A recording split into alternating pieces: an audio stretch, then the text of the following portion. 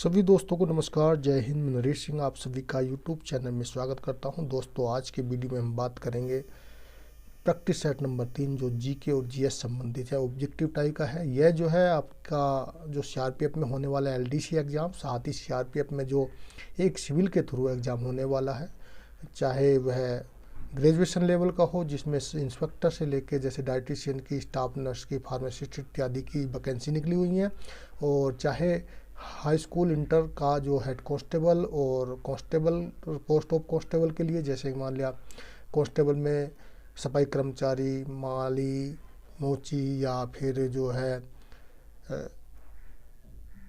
इसके अलावा water career, washerman इत्यादि की वैकेंसी निकली है, उन सभी के लिए बहुत ही महत्वपूर्ण होगा।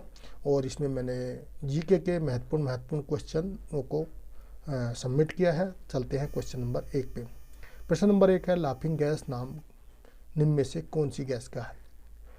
N2O का, B NO2 का, या C SO2 का, या D CO2 का। तो इसमें N2O को हम लाफिंग गैस के नाम से जानते हैं, और यह अभी NTPC जो एग्ज़ाम हुआ था रेलवे का, उसमें भी क्वेश्चन आया था। प्रश्न नंबर 2 है, गोदावरी प्रसिद्ध नदी का उद्गम स्थल कहाँ पे है?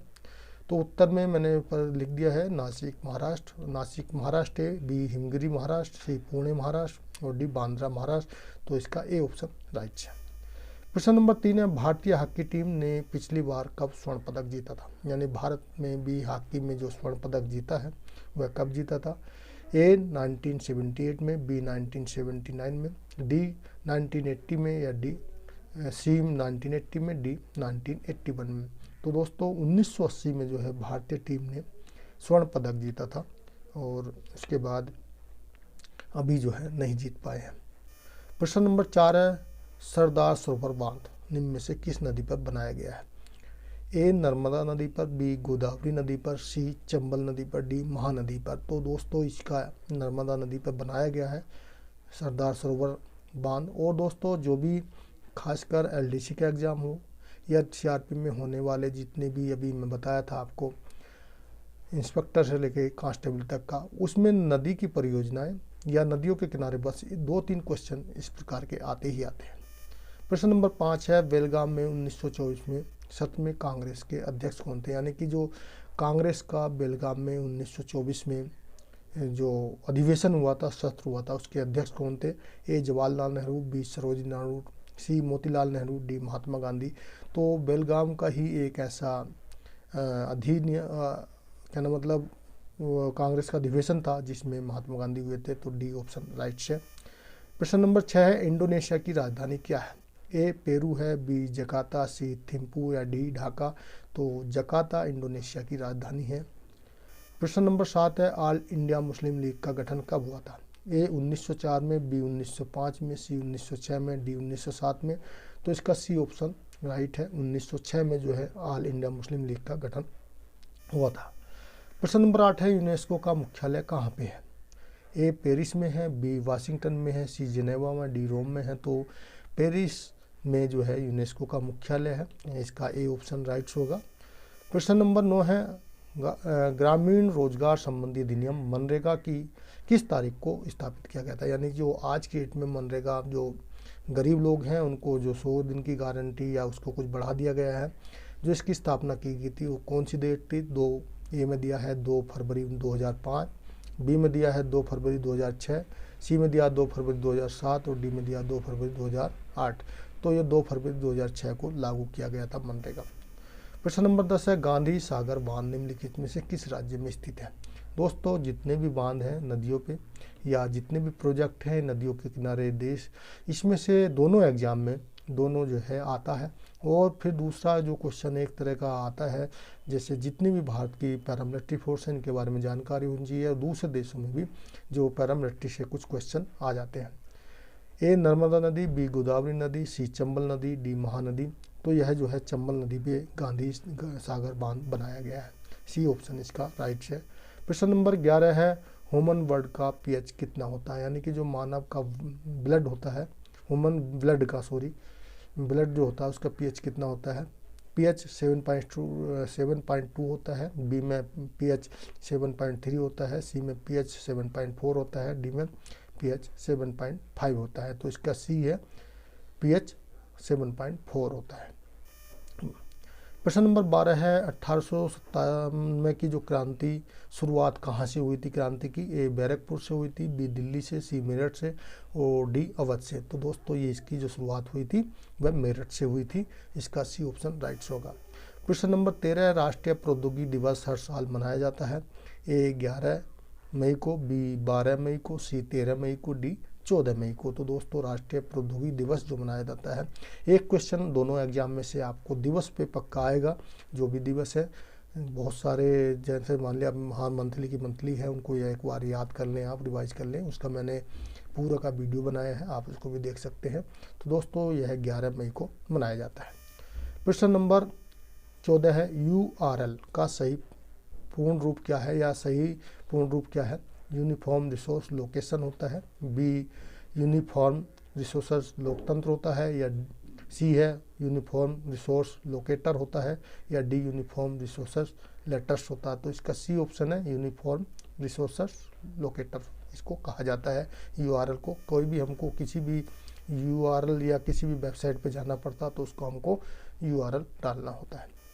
प्रश्न नंबर 15 है सुकन्या समृद्धि योजना में कम से कम कितने रुपए खर्च या कितने रुपए में खाता खोला जा सकता है? तो दोस्तों सुकन्या समृद्धि योजना जो है बच्चों की जो लड़कियां हैं उनके लिए एक योजना भारत सरकार द्वारा चलाई गई है। उसमें जो है एक किसी भी दो कहने मतलब एक परिवार में 2 बच्चे हैं तो उनके लिए खाता खोल सकते हैं। तो उसमें पूछा गया है कितने रुपए तक कम से कम में खाता खोला जा सकता है? ए 0 में, बी 100 रुपये में, सी 250 रुपये में, डी 1000 रुपये में। तो कम से कम जो है 250 रुपये में सुकन्या समृद्धि योजना के तहत आप किसी भी बच्ची का खाता खोल सकते हैं। प्रश्न नंबर 16 है डॉक्टर श्याम प्रसाद मुखर्जी टंडन भारत की सबसे लंबी सुरंग सड़क के रूप में और किस नाम से जानी जाती है?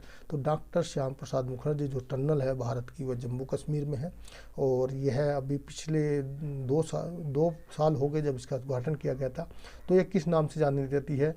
सियामा टनल, चेनानी नासरी टनल, उपरोक्त दोनों दिनों हो गया दोस्तों, ये दोनों होगा, उपरोक्त दोनों, और डी है उपरोक्त में से कोई नहीं। तो दोस्तों इसमें सी ऑप्शन राइट है।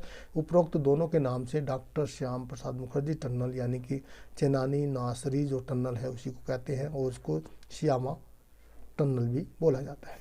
प्रश्न नंबर 17 है साइमन कमीशन भारत का पहुंचा?